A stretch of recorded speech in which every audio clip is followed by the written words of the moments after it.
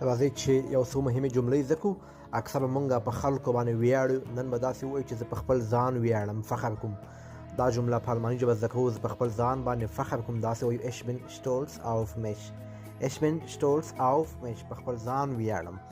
او دوستانو کله چې ستاسو صفت څوک وکړي، ستاسو تعریف وکړي، بیا تاسو ورته وایئ ته ښایسته سترګې لرې. دا جمله په الماني ژبه داسې وایو du hast schöne Augen. du hast schöne Augen. ته ښایسته سترګې لرې.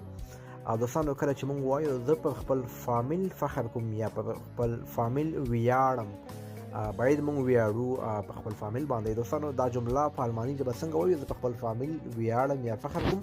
تاسو په کمنټ کې ولیکئ، زه به یې درته هم لیکم چې که د چا غلطه وي او چې ستاسو تمرین هم وشي دې سره.